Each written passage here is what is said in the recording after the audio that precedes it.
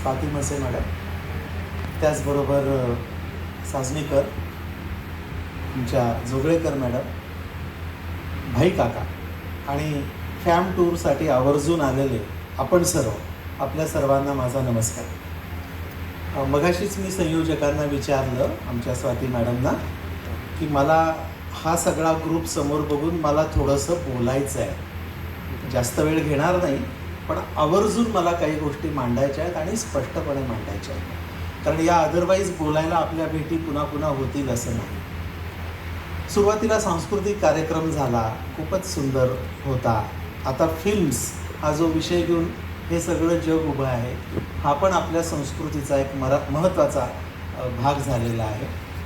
आणि ND studio आता film सिटीच्या ताब्यात आल्यानंतर एका जिद्दीनं आम्ही सगळे उभे राहतो आहोत.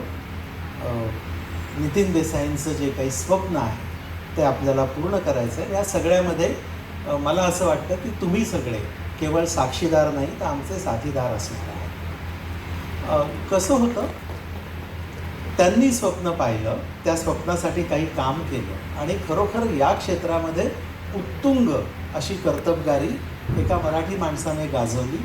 हे साम्राज्य उभं केलं.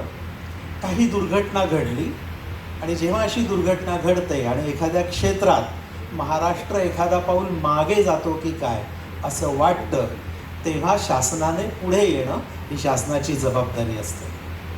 आम्ही ती जबाबदारी अतिशय नम्रतेने स्वीकारलेली आहे. नेहमीच तुलना होते की प्रायव्हेट पद्धतीनं होणाऱ्या गोष्टी आणि शासकीय पद्धतीनं होणाऱ्या गोष्टी. शासकीय पद्धतीनं होणाऱ्या गोष्टींबद्दल काही वेगळं बोलण्याची दिवाणखान्यात बसून चर्चा करणाऱ्यांना सवय असते. मला असं वाटतं की आपण सगळ्यांनी जागरूक मराठी नागरिक म्हणून या सगळ्याच्या पलीकडे जाऊ. हे जे एक आव्हान आम्ही स्वीकारलेलं आहे, आमच्याबरोबर राहा, आम्हाला सूचना द्या, आपण बदल करू, आपण सर्वाधिक चांगलं कसं करता येईल ते करू. आपल्या साथीनंच ते शक्य होऊ शकेल. अन्यथा अनेक सरकारी उपक्रम हे कल्पकतेअभावी कसे कोमेजून गेले अशी पण उदाहरणं आपण पाहिली आहेत आणि काही सरकारी उपक्रम कल्पकता वापरल्याने कसे पुढे गेले हे पण आपण पाहिलेलं आहे. आपण त्यातल्या कुठल्या कॅटेगरीमध्ये येणार हे आता आपल्यावर अवलंबून आहे. आपल्या सगळ्यांना हे एक आवाहन आणि आव्हान हे दोन्ही आहे. मला असं वाटतं की आपण नक्कीच पुढे जाऊन हे करून दाखवू. फॅम टूर ही जी कन्सेप्ट आहे की हे सगळं समजून घ्यायचं, जास्तीत जास्त फॅम टूर्स करण्याचा आमचा प्रयत्न आहे. स्वाती मॅडमनी अनेक उपक्रम सांगितले. म्हणजे सेट हा एक विषय घेऊन, एक मुद्दा घेऊन एकूणच फिल्म्स या विषयाकडे होलिस्टिकली बघण्याचा हा एक प्रयत्न आहे. म्हणून इथं स्क्रिप्ट रायटिंग वर्कशॉप्स पण होती.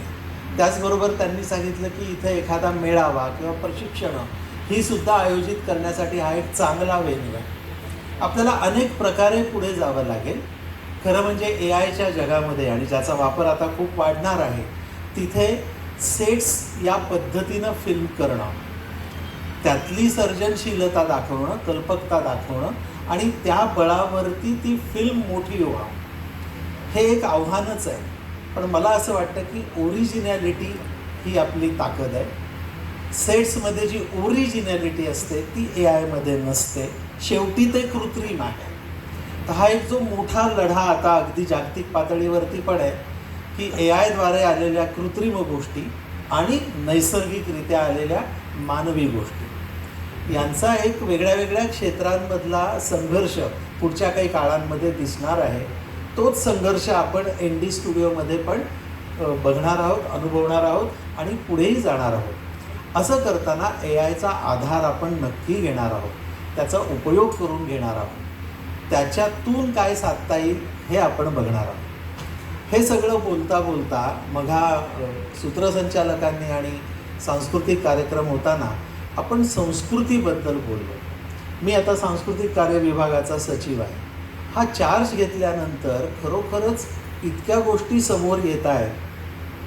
म्हणजे तुम्हाला मी खरंच सांगतो की पूर्वीपासून थोडाफार मराठी भाषेचा, साहित्याचा, संस्कृतीचा, फिल्म्सचा हा अभ्यास करूनसुद्धा प्रत्यक्ष मी आता जे चित्र बघतो आहे ते खूपच भव्य आहे.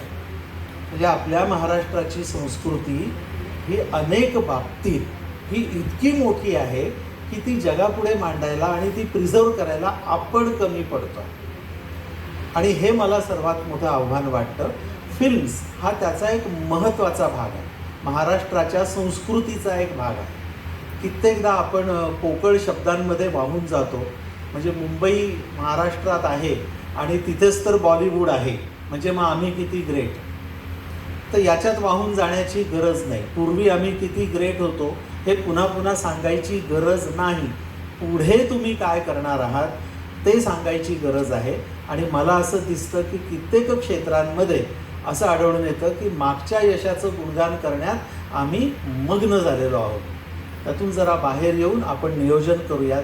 महाराष्ट्रीयांकडे बुद्धिमत्ता आहे, कर्तबगारी आहे, कल्पकता आहे आणि त्याच्यामुळे आपण अशक्य ते शक्य, असाध्य ते साध्य करिता अभ्यास केला तर ते शक्य होईल असं मला वाटतं. तर संस्कृतीच्या या सगळ्या प्रवासात ND स्टुडिओ या पुढच्या काळामध्ये स्वाती मॅडमच्या नेतृत्वाखाली, साजनीकरांच्या नेतृत्वाखाली आणि जोगळेकर मॅडमच्या नेतृत्वाखाली काही नवे प्रयोग आम्ही करतो आहे, नवी दिशा आखायचा प्रयत्न करतो आहे. ते सगळंच परफेक्ट असेल असं नाही. आपण आमच्याबरोबर राहा, आम्हाला सूचना द्या, आपण सगळे मिळून हे यशस्वी करूया. धन्यवाद.